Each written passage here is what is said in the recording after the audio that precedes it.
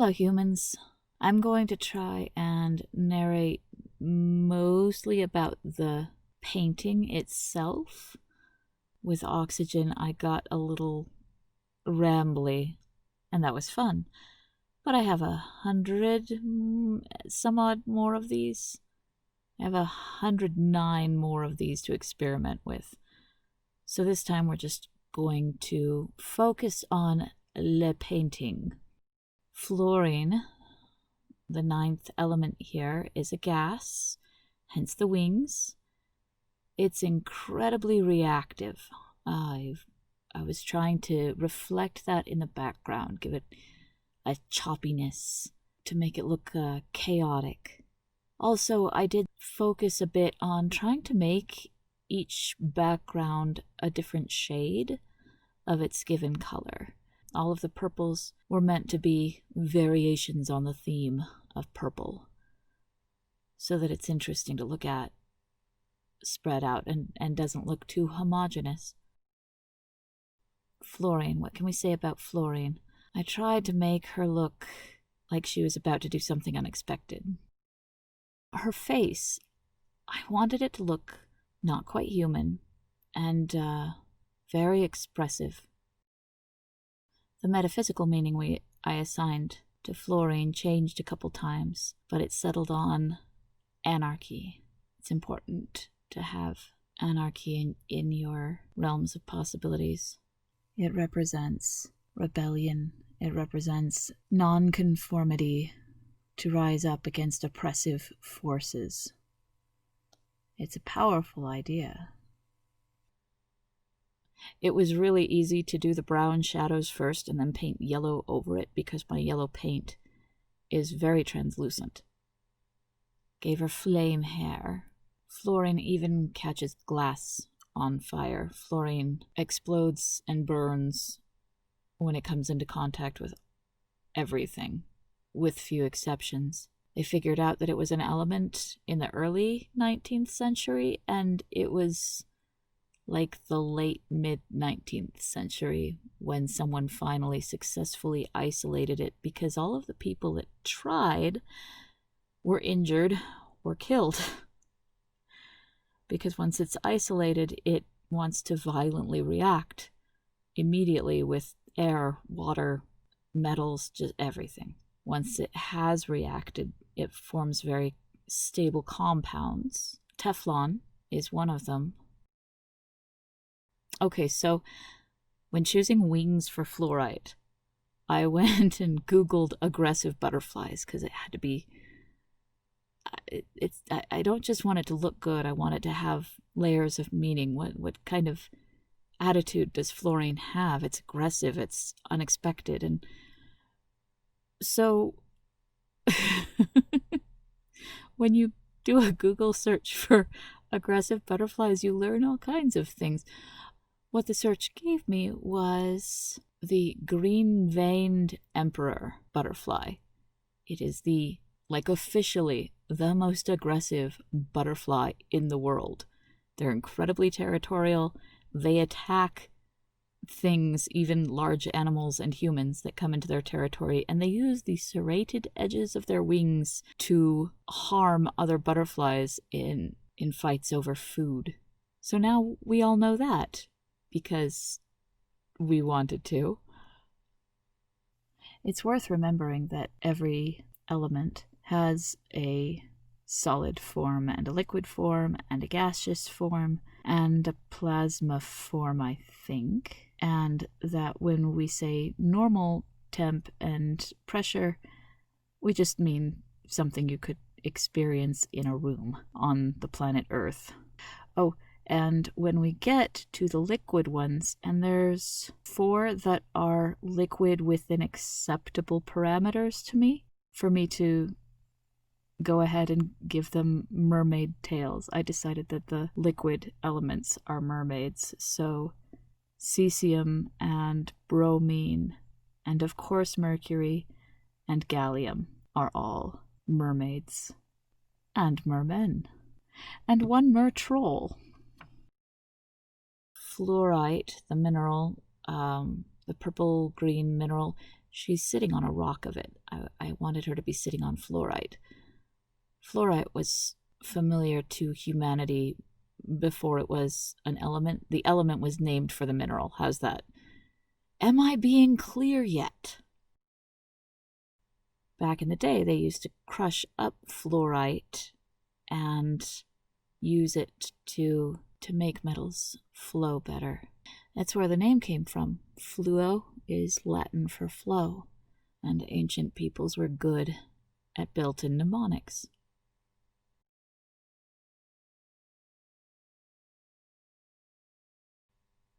Oh, ignore that.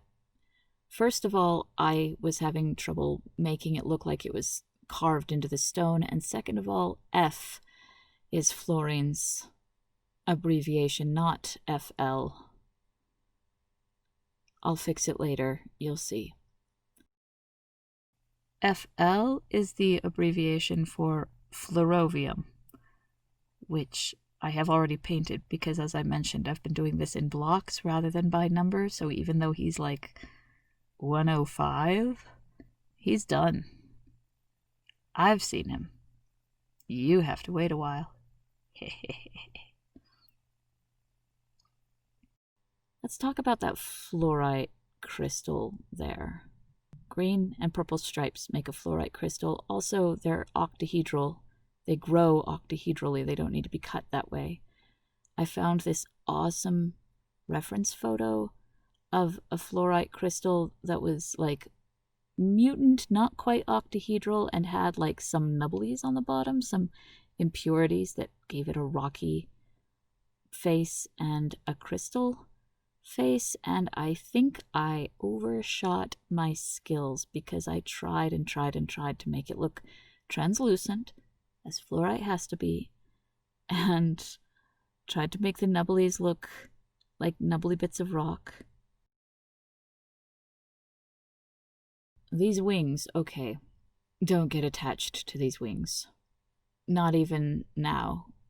They got repainted a couple of times and then I realized that they're just the wrong size. They overwhelm the piece. It's not supposed to look like a butterfly with a little wild yellow fairy body. It's supposed to be Fluorine with wings. So yeah, like I said, don't get attached. They will still be green-veined emperors at the end. They're just going to shrink somewhat. But that comes later. Did I mention green-veined emperors live in sub-Saharan Africa and that their caterpillars have big heads and horns and look like dragons? Speaking of dragons, the 3 elements that fluorine doesn't react with are all noble gases, but it does react with xenon. When we get to xenon, which isn't for a while, but when we get there, keep an eye out because there's a butterfly in the picture and it's a green-veined emperor, because I wanted to pay homage to the fact even a noble gas is susceptible to fluorine.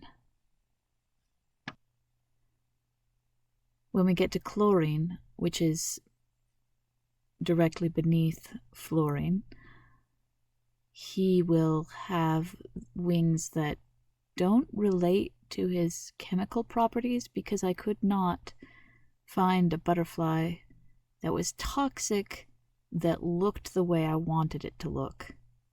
So you'll see what I used when we got there. I'm pretty sure it's acceptable that his wings were chosen on aesthetics alone.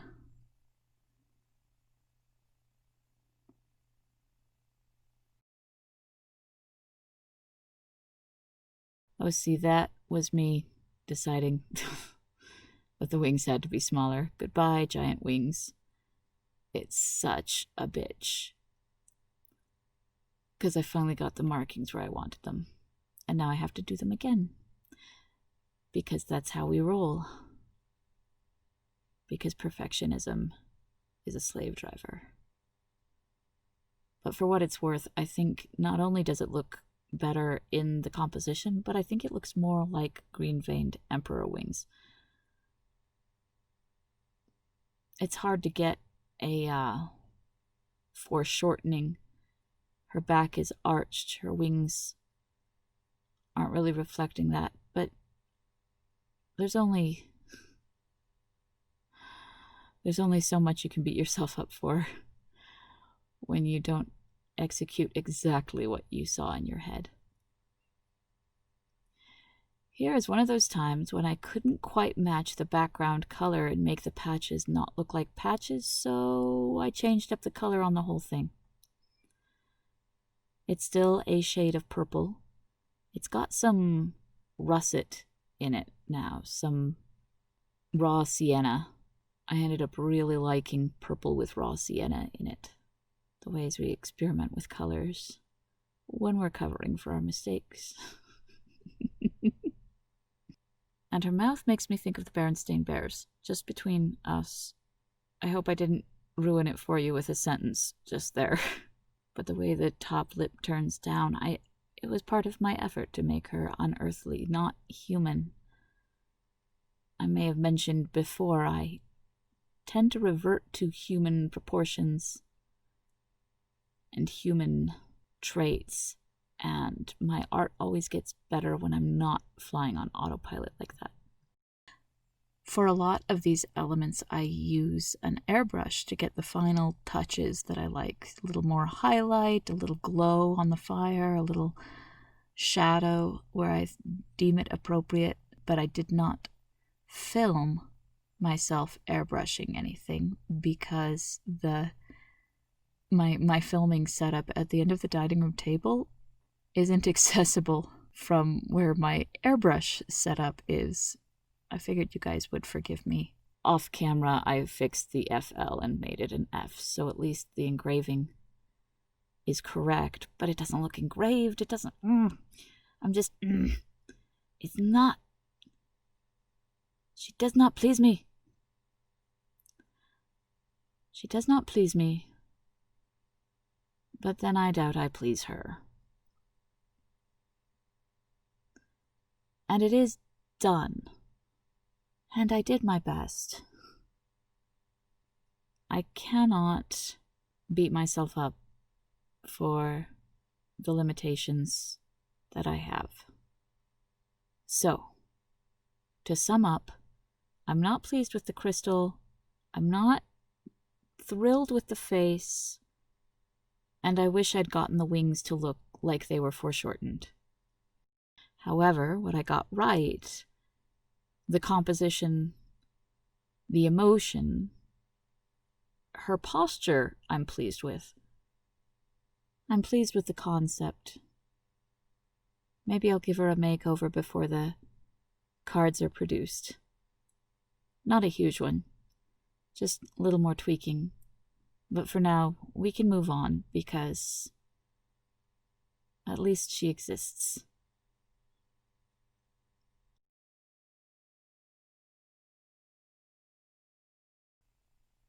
Thank you for watching. Stay healthy.